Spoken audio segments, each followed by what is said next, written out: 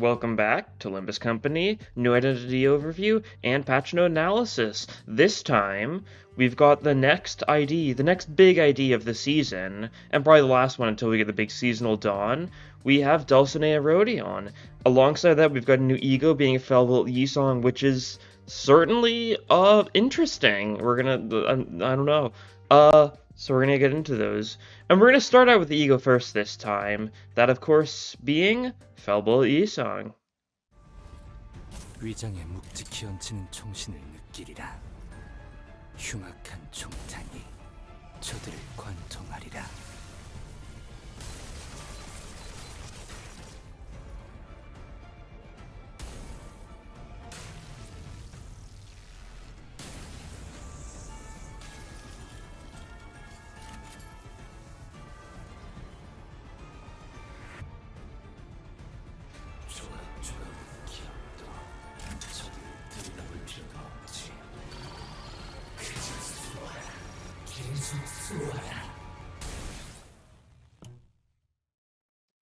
Felville Yisong is a Pierce Pride Yisong he.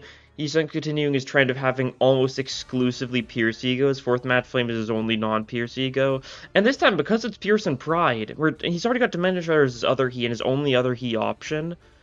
So the actual that sort of thing isn't going to matter here. But this ego is very unique and really feels like there's got to be something like to it that we're not aware of yet, because it really isn't adding up. But let's get into the effects before so you can really understand why I'm saying that. So, Awakening Seal targets the ally with the least HP. So it's gonna prioritize that even on Awakening. It doesn't say indiscriminate, but it basically is. I don't know why they don't say indiscriminate if it's always gonna target the ally with the least HP as its main target. I guess, I don't know. All the sub-targets are assumed they're going to be enemies, right? But I don't know. But it gains highest resonance plus X Torn Memory. Set resonance with Pride resonance, gain more Torn Memory. Gain Poise based on Torn Memory, and lose Torn Memory after attack. It's the same thing they did for Failable at Heathcliff, right? It gives them a little damage boost and and some Poise based on the highest resonance, and even more if it's Pride res, but Torn Memory does really nothing beyond that. It gets forgotten in the end, right, to fit the gimmick. But yeah, so the first coin here only deals damage against the main target. So this is only going to deal damage against the ally with the least HP. It's going to do more damage to them based on Torn Memory. And on ally kill, it gives Poise to Yisong and a couple of his allies that aren't the one that died, of course. And also some ego resources based on the killed ally. But if you fail to kill, you instead just gain more Poise potency on yourself and yourself alone instead of being allies as well. But then, so the second coin deals damage against the sub-targets. And if the first coin failed to kill the ally, one sub-target takes damage. It doesn't say only, but I assume that's what it means. I'm not fully sure what it means by that, but if you don't get a kill, it's only going to do damage to one enemy. Or if you don't get a kill, it deals additional damage to one. The fact that it doesn't say additional damage or only one sub-target, something like that, makes me really uncertain what exactly it means. It would make more sense for it to be that if it doesn't kill the ally, only one enemy takes damage. Right, because it, like, misses or something, kind of like the other animation they showed. Which, if so, like, this ego really doesn't make a lot of sense, because you kill an ally just for, like, an AoE ego. Unless the thing rolls stupidly high, and does, like, I mean, he's got Sun Shower to compete with, right? And he's got Dimension Shredder, like, this ego cannot clash with enemies unless it's, like, a Yisong solo. It does barely any damage unless it gets a kill. And its only main benefits for hitting kill are a little bit of Poise and a little bit of ego resources, but like not a lot as far as we can tell. I like the idea of an ego that you can use to kill your allies, especially with chain battles. It can be nice to finish off, you know, a weak ally, so you can just get like the next one in there. The fact that you can't control it really takes away a lot of like the fun synergy you could try and go for, right? If you had an ego where you could actually choose who it hits, like you could do something like, you know, purposely trying to like stagger someone as close to stagger threshold so they get it out of the way, or like deal more damage to like Queecliff or like a She ID just so they get their conditionals and stuff going more easily, right? Something like that, but it's just that I have the least HP, just try and kill them. This either has to like cost barely any ego resources or like barely any sanity, since it's not clashing, since it targets an ally. Like, you're not going to get SP from clashing for this. I really don't know. The corrosion, on the other hand, is more of the same. It does like more damage. You gain more ego resource on ally kill. You do more damage on ally kill. And first kill and one random sub target takes damage. Why is that different? Okay? I don't know why that's different. All right. I'm not fully sure. I feel like I cannot accurately judge this ego until we see it in action because it really feels like they're missing something. I like the idea a lot. It's a very unique ego, and I feel like that's what we need because a lot of egos just kind of feel stale and samey. This ego does not feel stale and samey, but for the wrong reasons so far. And the passive, next. After attack, the target is killed, gain poise count. Once again, it doesn't specify if it only means main target or if any target. It says target, so I'd assume main target. But it could also mean sub-targets for stuff like mass attacks. I'm not sure. But that's nice, you know. This ego can give poise count and poise potency if you use it well, that sort of thing. So that's always nice. But yeah, I really don't know. This ego's very, very weird. I'll definitely try and test it out a little bit. I feel like I keep on saying I feel like we're missing something, but like, it's gotta have some trade-off, right? I like the idea of being able to kill off allies, that sort of thing. I wish I could control it to at least some degree. I don't know why it doesn't have the indiscriminate tag if it literally is indiscriminate on Awakening. If you can't choose who it's targeting even in a like focus encounter, then it's indiscriminate, right? They just didn't want to put it on the Awakening. And indiscriminate like Awakening skill is also a cool idea, right? Like making it so like you can't fully control it ever. Yeah, I don't know. The funny thing is, I was right about how like the coin stuff worked, because my prediction was it was going to be a 2-coiner, and the first coin only hits the ally, and the second coin hits everyone else. But it's weird. It's very, very weird. I can only assume the second coin does like barely anything if the first coin doesn't kill, based on the fact the animation has like a secondary one. But like logically, if the first coin killed, it should have turned Heathcliff into a corpse before the second coin goes off, right? Unless they just kind of stall that for a little bit for the sake of the animation, which I guess is what they do. I don't know. We'll see on this one, right? We'll see. I don't know if there's anything else I can say beyond that. It's something I feel like I cannot accurately judge until we see its numbers or something. I do like the idea of killing allies, though, because if nothing else, it's funny. But now I think we can move on to the actual big star of the show here, you know?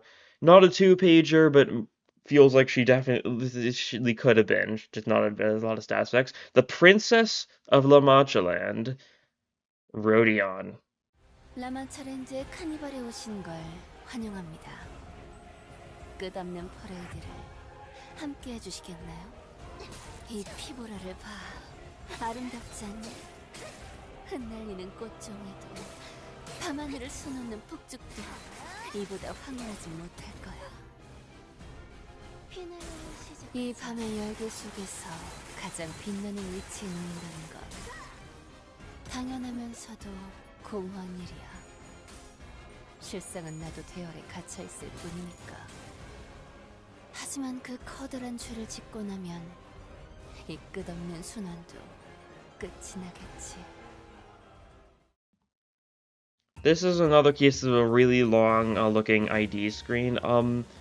Not fully sure. I think they definitely could have shortened this. I'm not sure why she's got an alternate skill 3 when it's basically the same as the original skill 3, but we'll get into that. So yeah, this is a bleed unit, a rupture unit too. Unlike Priest Gregor made sense to be rupture because the actual priest had rupture stuff with bloodied hand and stuff.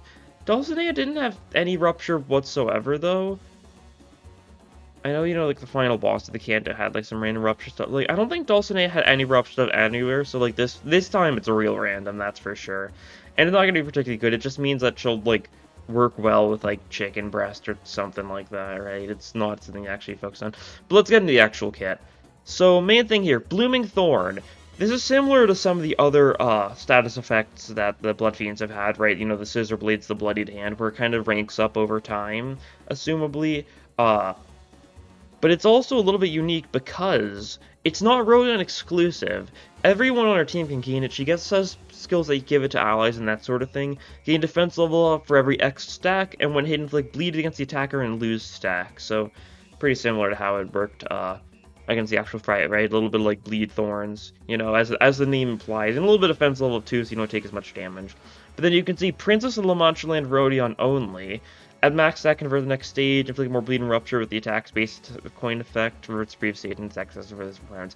It's the same thing as Scissor Blades and Bloodied Hand in that sense, right? But the actual Blooming Thorn part at the top can be applied to anyone, basically.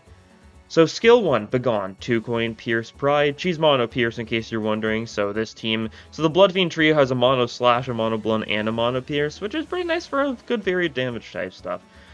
Yeah, combat start on self and one ally with the highest max HP. Consume up to X Blood Feast and apply Y Blooming Thorn for every Z Blood Feast. Prioritize Bloodfiend allies, Bloodfiends gain additional Blooming Thorns, and if the unit failed to consume Blood Feast, gain Bleed instead. So, of course, highest max HP. In case you're unaware, Priest Gregor has the highest max HP of any ID in the game. Beforehand, it was a three-way tie between K-Corp, Hong Lu, Grosshammer Merceau, and Queecliff. But now it is undeniably Priest Gregor. He's got like 10 more HP than those three at max level. So it's going to give him the Thorns, which makes a lot of sense, right? He's the person you want to give the Thorns to. You're probably going to be running these guys in hand. Since he's going to take a lot of damage himself, just... right, since he's the tank, he can live with it. He can get more defense level up, which is strong, that sort of thing. It makes sense. Gain coin power for every X bleed on the target, and inflict bleed and rupture the second coin. So you can see the whole Blooming Thorn thing is a major effect, right? Because the skill 2 in Finely Ground Mistfall, 3 coin Pierce Envy skill, also has the exact same effect, but it's also attack power up guaranteed, and then Blooming Thorn based on Blood Feast. Once again, prioritize Bloodfiend allies, and if it's a Bloodfiend, they get additional attack power up in Blooming Thorn, and then you fail to consume Blood Feast, gain Bleed. Yeah, so once again, similar to skill 1, you know, it's basically always going to go for, it's always going to go for Dulcinea, or not Dulcinea, no, Barber Otis here, right, assumably. I'm not sure what her max HP is, but I think it's low. And since it prioritizes Bloodfiend allies, I think she's definitely the lowest HP Bloodfiend ally. Chances are, if we ever get like whenever we get like the big Dawn season, she might be in like the middle, or I'm not sure where it'll fall actually. But yeah, this one is all about buffing Otis up, right? Give her some attack power up, that sort of thing, which is nice. Give her a little bit of Blooming Thorn, not the biggest deal. She might get hit here or there, but the Blooming Thorn is going to be actually particularly strong for Otis, for Barber Otis. But the attack power up is pretty solid, so that's nice. And you gain coin power based on bleed and target. First coin rupture count and bleed count, and third coin rupture and bleed. The rupture count means that she's chicken breast neutral, I guess, and the bleed count. She's got Sanguine Desire. Assumably that's going to be like her big funny bleed thing, but otherwise her actual bleed potency stuff, or her bleed count stuff is pretty bad, as you can kind of expect, right? That's how the Bloodfiends have been so far. Moving on to her skill 3. There's another stat effect for this one, Festive Fever, which we'll get into in a second. 3 coin Pierce Lust skill. At a certain amount of Blooming Thorn, activate Finale instead of the Festival End. Now, if you look at the actual effects of these two, they've got basically almost identical things. Finale has a few more things, and its numbers might be higher in general. I guess they just went with an alternate skill 3 instead of just being like a conditional, just for the sake of, you know, spectacle, right? You know, having the finale as the funny. But yeah, so if you don't have enough Blooming Thorn, whatever it's going to be, it might be like, it's probably going to be 20 plus, maybe it'll be even higher if they want to really lean into like the finale part of it, but I don't know. Target a certain amount of bleed, gain coin power, to self and highest resonance number of allies. You're going to be wanting less resonance for this sort of thing, I'm sure. Apply X plus Y for every Z Blood Feast consumed. Festive Fever this turn and next turn. So Festive Fever is like a one-turn thing, because it's this turn and next turn, it's effectively, well, this turn and next turn, right? Against targets bleed, deal more damage for every stack, and anything that consumes Blood Feast does even more damage. So it's just a big damage buff. That's even more for Bloodfiend IDs that have Blood Feast type stuff on them. And because it's skills that consume or gain Blood Feast, it should be... I actually don't know if that applies to everything. That's a weird conditional, right? Because, like, something like... I don't think... Yeah, both Otis and Gregor's skill 3 don't consume Blood Feast, and I don't think they particularly gain them? So I'm not fully sure. It might only be good for their weaker skills in that sense, but if nothing else, they get the first conditional. I'm not sure. And also, of course, self-enhanced resident allies also get Blooming Thorn as well. That's the only thing that'll give it to like non-Bloodfiend allies, right? First coin, rupture count, bleed count. Once again, second and third coin, just potency for both. But yeah, a lot of damage, a lot of buffs. As you can imagine, she's all like about the buffs, right? While having, you know, a bit of tanky stuff with Blooming Thorn, but she gives it to her allies, that sort of thing. And her alternate skill 3, Ascendant Don Quixote Arts, the finale. Once again, 3 coin Pierce Lust skill. It's got almost identical things, except it's got a few more lines at the end for dealing more damage based on blood being consumed by this unit, and it consumes all Blooming Thorn on itself. Assumably it's going to have higher coin power, right? The fact that it doesn't have any sort of attack weight is kind of shocking to me. Because it really looked like it would have attack weight from the actual, trailer. But I guess it's to not step on Otis's toes too much. She's the mass attack one. This is all about the singular. This is all about the buffing of allies, right? That sort of thing. And I wouldn't be surprised if, like, the Festive Fever, Blooming Thorn, that sort of stuff is higher on this alternate skill 3 or something. Or at least the Festive Fever, right? Just so it's even stronger. Even more Festive Fever. I don't know.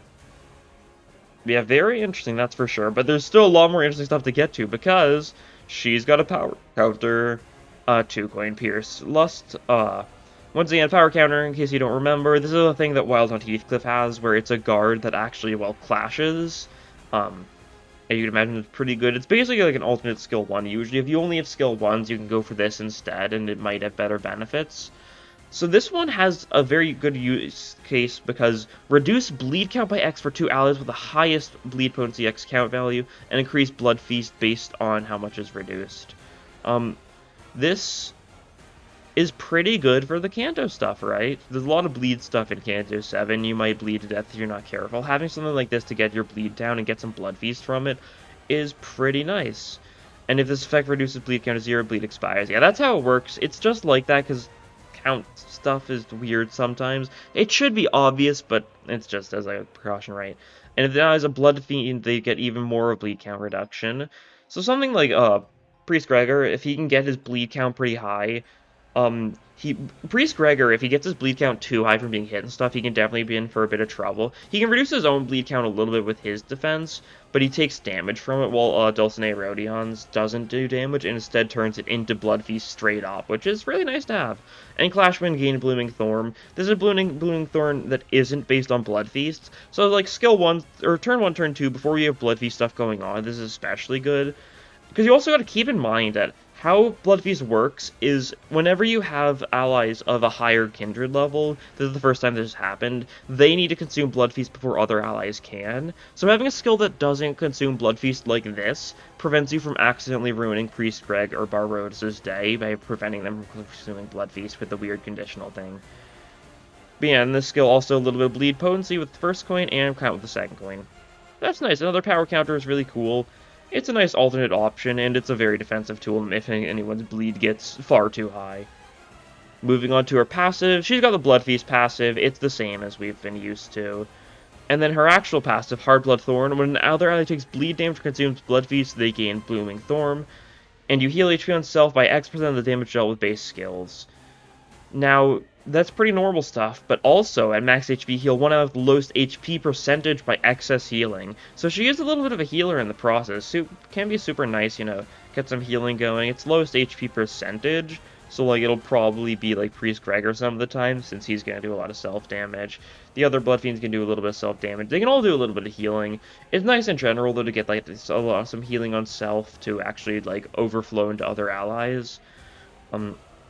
So that's pretty nice. And then the support passive, Blossom with Blood. When out of the highest bleed potency at turn end, reduce allies' bleed potency by X max, and apply bleed potency reduced by Y, Blooming Thorn. Might be nice in solos. It'll probably be like a Lustrez or something, but nice in solos for people that aren't like, well, like DH Rodion can't even use it because it's Rodion, or like people who can't deal with bleed, right? That's a nice little use case for it, I want to say. But yeah, overall seems like a very strong ID, very much filling the support role in an interesting way. It's skill 1 being all about buffing, the skill 1 focusing on buffing Gregor, while the skill 2 focusing on buffing Otis, basically always. We'll have to see if when we get the Dawn seasonal, if that'll change anything, or if her HP will also be in the middle. I would actually see if her HP would be lower, so that she'd get the skill 2 over Barber, but I'm not fully sure. I don't know, yeah, I'm not sure. But yeah, she seems like she's going to be really strong. The lack of attack weight is definitely the part I'm probably the most surprised by, because that skill 3 really looked like it would be a mass attack, but like I said before, it's not step on Barbarossa's toes, and the Rupture is very random, but it's effectively just more damage, right? It's like early season IDs, you know, only having Rupture just because it was like a source of extra damage, and less to actually synergize with Rupture. If you're running a Rupture team, you're probably better off with Deviat. Even if Deviat's Rupture isn't great, she can do a lot of damage. But yeah, this ID seems pretty cool. I'm excited to get her, that's for sure. Moving on to the actual patch notes of the update, not too much going on here, of course. Of course, new polls, target destruction Merceau's beginning, which, I mean, is actually really nice if you don't have Blade Lineage Merceau, because you can pull Blade Lineage Merceau from this. Good luck at it, because, you know, you pull any of his 3-stars, right? It could be, you know, a duplicate. He's got 6 3-stars at this point, good luck getting the specific one you want, but you could theoretically pull Blade Lineage Merceau, and it's the only time you can pull event egos, or event IDs, is during target extractions for that specific center. That's funny. It's also really funny seeing that his only Season 0 ego is Pursuance. Because, like, yeah, that checks out. Everything else has been seasonal, huh? Or, like, Wall Purges, or, like, event, that sort of thing. Huh. Yeah, Pursuance is only season. That's weird to think about, but I'm getting off track. Major changes. Unaffected hide portraits and names for announced possible spoilers. Sancho announcer is going to be spoilered now, which is great to see. People who, people aren't going to, like, just see her and be like, wait a second, that's sketchy. Although it also says, people can just click on her to see it anyway, so it's like a minor thing. Like, if someone wants to be spoiled, they still can be, but it's not like they're forced into being unable to see it. But it's, that's a good change. It's better that way, so they don't see anything too sketchy unless they like consent to it, right? Bug fixes and improvements, a lot of random things. What was the main thing, right? Like Sanguine Desire was bugged apparently with Yearning Merceau. That's not really the biggest deal. Unintended target designation from the Ahab fight, you know, gas harpoon, probably something was going wrong where you could target Ahab or something. I don't know. A lot of random bug fixes, there's still some known issues, that sort of thing. But yeah. Normal enough stuff, and of course, 300 Lunacy. Love to see it. But yeah, I'm excited for how these things are gonna work. Dulcinea Rodion seems like she's gonna be super strong, just a good support unit, that sort of thing. And it means she's got a solid bleed ego for the sake of Sanguine Desire now, which is nice. Although she's definitely the kind of ID that definitely doesn't want to use Sanguine Desire too much because, well, she's still buffing allies, right? If you could double slot with her. Double slotting with her is probably not a bad idea, though, right? You can Sanguine Desire while doing other stuff. You know, that's not a bad idea. You know, run, like, Bloodfiend Trio. Maybe throw on, like, I don't know, like, Grip Faust, because she's also got Funny Whistle synergy with the Lustrez, and then some other random ID, and then just run 5. It could work pretty well. But overall, I think that'll be all for this time. Thank you all for watching, and I'll see you guys next time. Bye!